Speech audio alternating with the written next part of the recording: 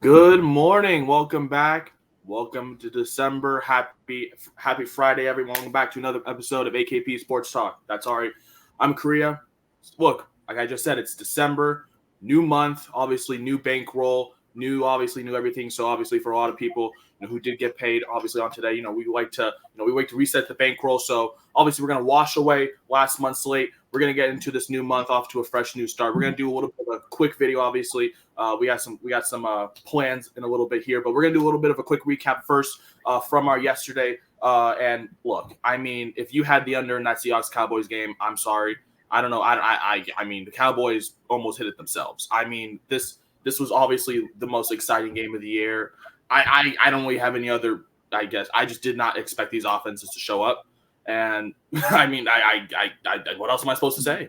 I mean, I mean, I Zach Charbonnet. mean, I mean, what do you say? Like, I think it's pretty clear that the first time on a Thursday night game that both teams have a full week of rest, that it's the most exciting Thursday night game of the year since week one. I think that says something in turn when it's usually, 4 days later when you're usually playing on Sunday, but both teams obviously played last Thursday. So I was just gonna bring that up. I think it's pretty clear that, and I think they should schedule it where it's the teams coming off a bye or play on Thursday and not coming off Sunday where you have basically 3 days of rest and like 2 days of practice basically because you don't usually practice on Monday right after you play on Sunday. So just bringing that up with yeah.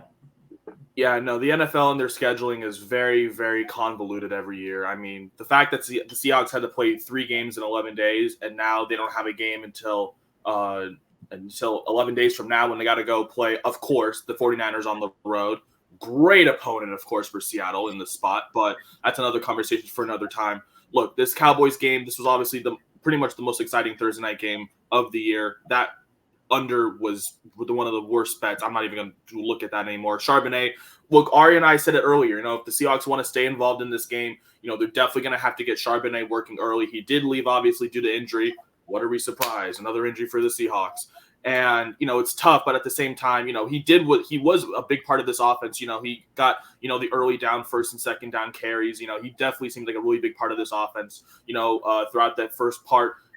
Ari, we were talking about a little bit, Charbonnet, his carries were looking fantastic. His rushing yards were looking a little nerve-wracking, though. But, nice to see 13 and a half carries easily cash for us yesterday. And then Dak Prescott, I mean, negative game script. I just did not expect this Cowboys, offense. I mean, I knew this Cowboys offense was going to, make it a little tough, but I mean, 41 points. My God, I did not expect that. So, I mean, the Seahawks defense just did not show up and, made it a little, and obviously, there were many controversial calls on both sides for penalty wise, but nonetheless, letting up 41 points isn't going to get you any wins anytime soon. So, Dak Prescott pretty much just picking apart that secondary along with CeeDee Lamb, pretty much being, Dak's favorite target, obviously. 12 catches for over 100 yards. Look, that was the game script. And, obviously, offensive game, taking unders on points and passing yards isn't going to do you any favors.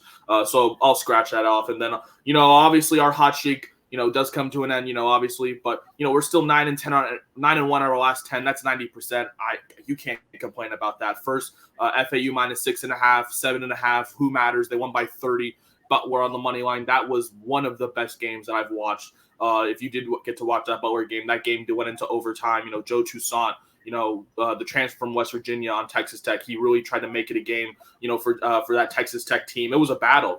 Butler was, controlling that, and then Texas Tech with their defense, they went on a 21-5 run to open up the second half and kind of make it a game. So, that was a really exciting game, and that was a nice Butler win. They got the win in overtime. So, if you, that was personally like one of my that win personally writes off the loss for UC Davis because they couldn't shoot the ball. I'm sorry. UC Davis is horrible. I didn't realize how bad UC Davis was. They're horrible. They don't know how to play.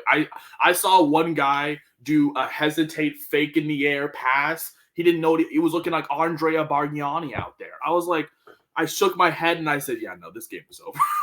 As soon as I saw that play, that was the play. Like, okay, yeah, no, the bet's over. So I threw that. I threw UC Davis. I just wanted to fade Oregon State.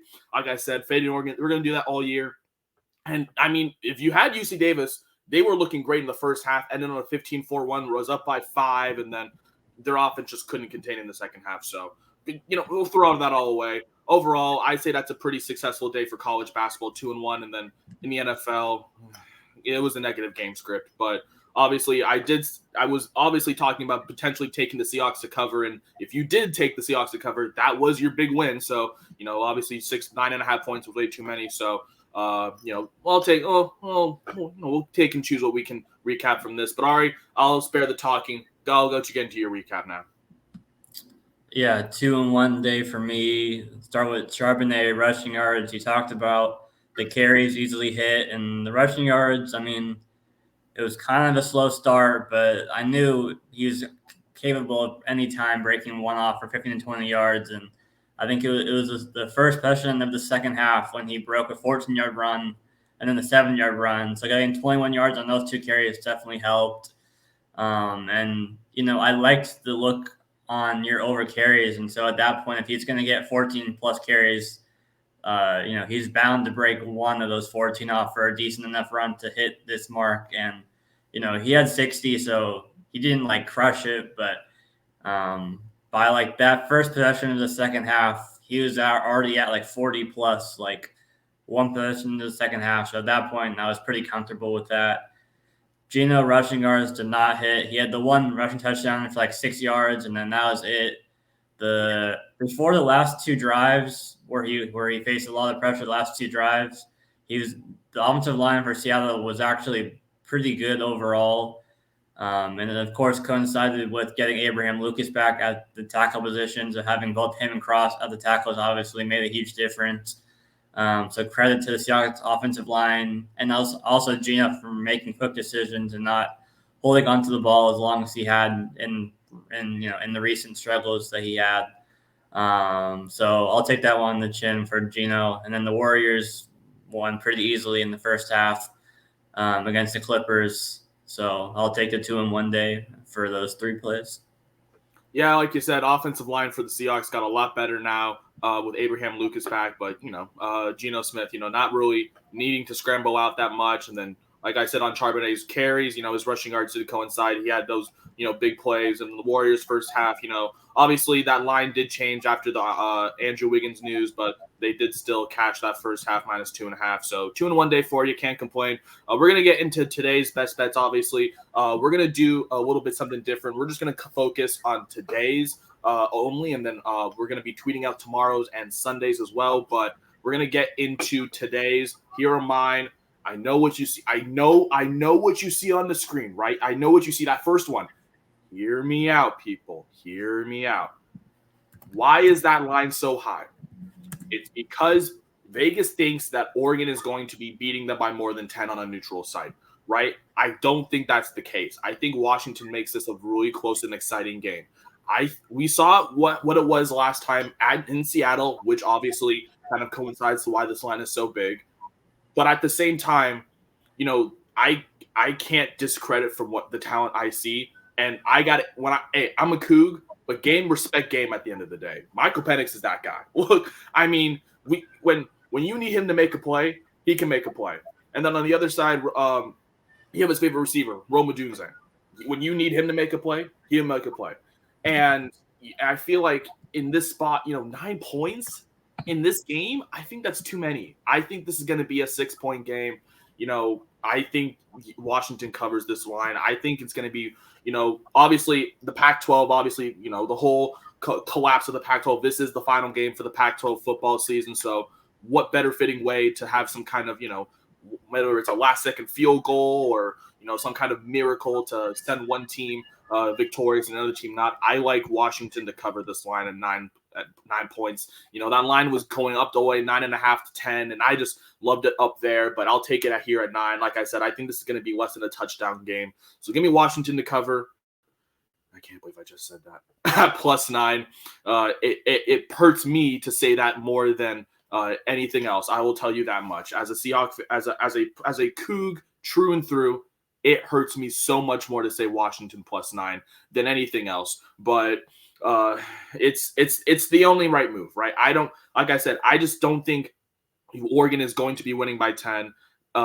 even though, you look at the paths both of these teams have taken after, that game. Oregon looks like one of the better teams in the conference. UW has had some shaky wins, whether it's, against the Wazoo game where, controversial, or, a game in the rain in Oregon State, or, a game where against Utah where you expect their offense to be carrying, and alone their offense, their Utah's defense to be kind of more the forefront, but their offense was kind of the more of the forefront. So, in this kind of game, when I see a line like this, I think, that's just too many points, even though, obviously the trendy pick would be to take Oregon just because, they are the better team in terms of, talent, and right now in terms of how they're playing.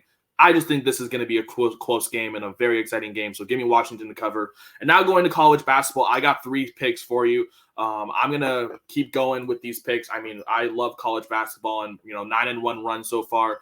First, we're going to go to Xavier versus Houston. I'm taking Houston to cover that spread of -8.5. Look, this is going to be a tough spot. I hate taking, a ranked team going into a road opponent's, very hostile environment. But at the same time, this Xavier team is not the same team as last year. They lost so much of that offense, whether it was the portal or just the draft.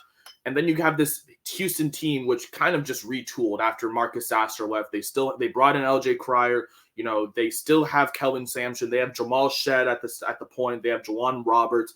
I really like this Houston team. And Houston, obviously, they're just known with their defense. That's what Kelvin Sampson has pretty much instituted, at this Houston organization. Just pretty much honing in on the fact that, we're not going to turn over the ball. They only average 8 turnovers a game. That's second in the nation. So they don't turn over the ball, and they want you to turn over the ball.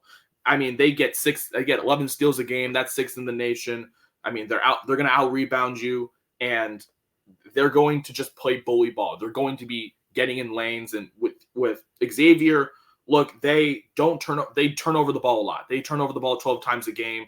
And in this recipe, you're not going to be winning any point. And so I like that line at 8.5. So give me Houston -8.5. And then we're going to go to St. John's in West Virginia. And I'm taking St. John's at -5.5. I really would love to back West Virginia if they had a guy named Bob Huggins as the coach. If they did, I would. But at the same time, this West Virginia team is not good. Everybody transferred out after the whole Huggins incident. It's not the same West Virginia team. Their offense is absolutely anemic. I mean, they're struggling to score 80 points a game. I mean, I don't think they've scored 80 once. And when you have a St. John's team, right, that can do just a little more, they're a better 3-point shooting team. Even though this would be a great spot for West Virginia, I just think their offense cannot carry themselves enough to compete with St. John's. I mean, this West Virginia team has taken such a step back. And, this St. John's team with Rick Pitino, there's so many headlines with this St. John's team. And I think, they definitely need this bounce back for them. So give me them at -5.5. And, I see you're seeing that team and you're like, who the hell are them? Well, they're George Washington. They're out of the A10, and we're going to be taking them +8.5 today. They're the Colonials. They're one, and you're going to be hearing about this team potentially late February, early March as a sneaky team to enter the March Madness field. Let me explain why. This George Washington team is one of the better offensive teams in the country. They average 85 points a game. They're one of the better teams at the line. They're one of the better teams behind the arc. That is all you need. That is the recipe you need for a successful college basketball team. Scoring, good at the line, good behind the arc, and they block inside. 5 blocks a game. They average 41. They're going to out-rebound you. And this is even though this is an SEC school, this is a really bad spot for South Carolina. Obviously, they've been exposed. They haven't had a really dominant game. They only beat Notre Dame, which is pretty far one of the worst teams in college basketball right now. They beat them by 12. I think people are underestimating this George Washington team right now. Like I said, and then you look at the South Carolina team, right? They're not a very offensive team. They only average about 74 points a game. They're not shooting the ball well, especially from behind the arc, about 37%. So that's kind of, a little under average in my opinion. And then defensively, nothing stands out, in terms of great numbers right now. I guess is like all I know is that they're going to get out rebounded, and in this spot, I like the team that is going to out rebound you to win because obviously rebounding, second chance rebounds, those lead to potential 3-point plays, whether it's a 3-pointer or just like second chance points. So those are my 3 picks for college basketball. I like Houston to cover, St. John's to cover, and then George Washington +9. And then in college football, my one and only play for tonight. I'm not even gonna say it. That school in Seattle +9. Ari, I know you got to bounce soon. Let me hear him. What are your best bets for today? Yeah, I'm on Huskies as well +9, and I'm not making an official play, but I will be sprinkling my line just because I think that's too much value, just pure value to pass up for a undefeated team, albeit obviously a number of their wins were very close, but still undefeated. So I think it's going to be a tight game. Oregon's supposedly a little bit banged up in the secondary. I don't know if they're actually going to be missing anybody, but it should be a good game between Washington and Oregon in the Pac-12 championship. College basketball, I'm sticking with my first half plays that I've been working recently. I'm taking Purdue first half -3 against Northwestern. Purdue 7-0, Northwestern 5-1, but they haven't really played anybody other than like maybe Dayton. It's probably the best opponent that they've beaten so far. Northwestern is at home, so that is an advantage for them home court. But Purdue's obviously battle test at this point, beating Xavier, Gonzaga, Tennessee, Marquette, a number of teams. In the Maui Invitational, obviously Gonzaga and Tennessee. And then, both teams are good defensively, but the Purdue's offense, I think, is the difference maker here in this one, just being a little bit better. Obviously, eating you down low. You have Lawyer as well. So I think Purdue's offense will be a bit too much. I'm taking they're 5.5 for the full game, which I do lean. But I usually, when it's a top ranked team against an unranked team, I usually like first half just to get off to a strong start. So I'm taking Purdue first half -3. And then again, the last 2 days I've had first half picks on teams coming off a day off. I think they were both at home too. Teams coming off a day off against a team that played the night before. The Knicks were in a tight battle with the Pistons last night. Julius Randle and Brunson both played basically 40 minutes. Raptors coming off a day off. They play better at home as well in Toronto when this game's in Toronto. So I'm just taking the Raptors. It's a 1-point spread for the first half. So I'm just taking them on the money line, -125 first half for the Raptors. So Raptors money line first half, Purdue spread first half, and then Husky spread full game in college football. Yeah, obviously we talked about that team in Seattle for the college football game tonight. Obviously, you said you were spinning them on the money line. Good luck. And then Purdue first half -3.